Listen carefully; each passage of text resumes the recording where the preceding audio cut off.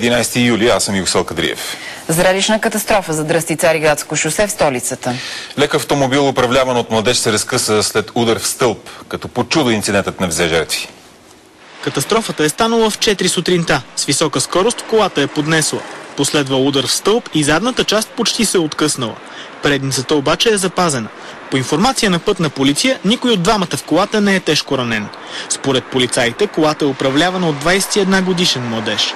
Той е отказал да даде проба за алкохол и заради това ще отнесе максималното наказание – година и половина без книжка и глоба от 1000 лева. В продължение на 6 часа разкъсаната кола предизвикаше задръстване на Цариградско шосе. В случая пое столичния инспекторат. Появи се и паяк.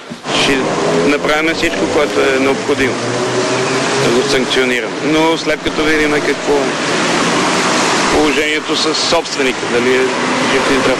Според понятията на КАТ тази катастрофа се нарича лека, тъй като въпреки сериозните материални щети няма нито ранени, нито загинали. Лека е, то си личи колко е лека. Всичко живо снима, на хората не могат да повярват. Ударът е събудил хората от кооперациите до хотел Плиска. Спирачки и удар. Само това чух.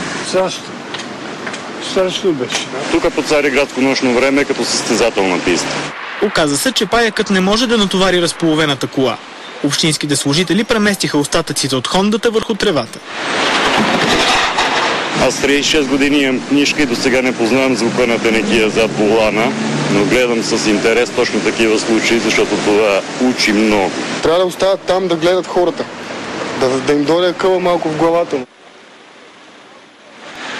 За BTV новините Константин Караджов.